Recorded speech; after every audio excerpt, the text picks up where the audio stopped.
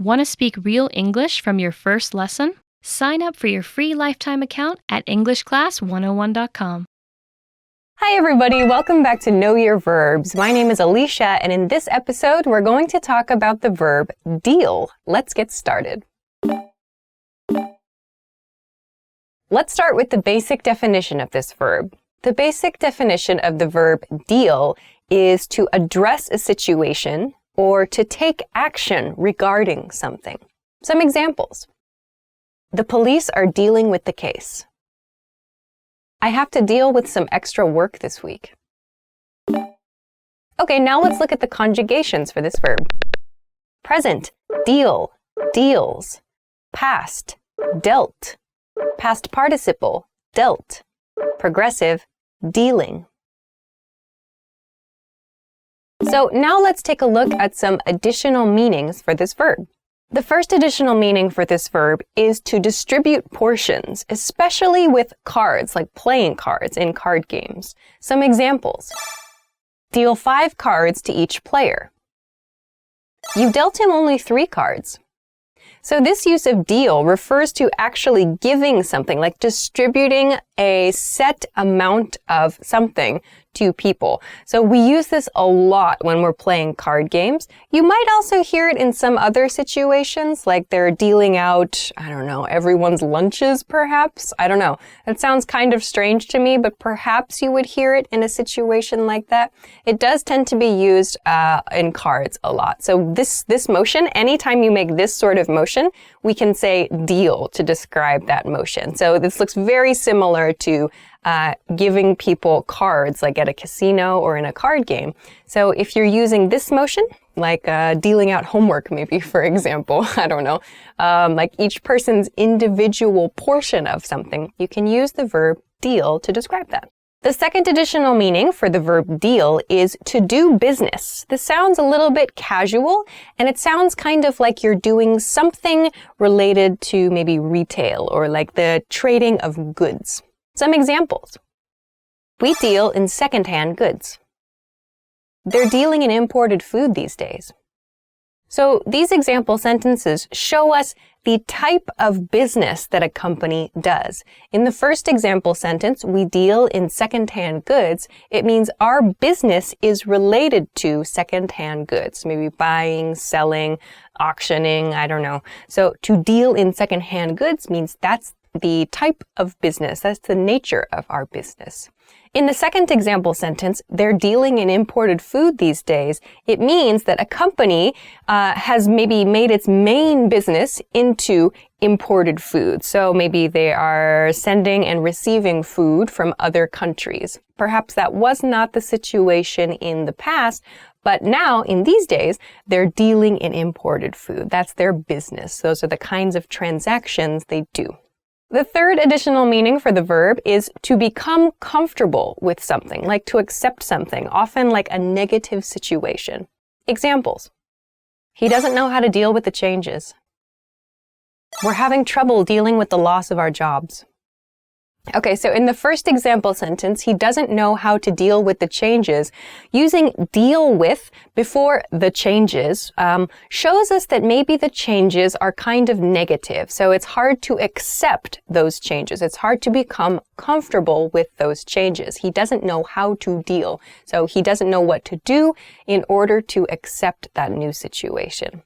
In the second example sentence, the negative situation is the loss of a job, or in this case, the loss of our jobs, a negative situation. So it's difficult to become comfortable. It's difficult to accept that situation. So we can use the verb deal with, like we're having trouble dealing with the loss of our job. So we're having trouble accepting, we're having trouble becoming comfortable with this new negative situation.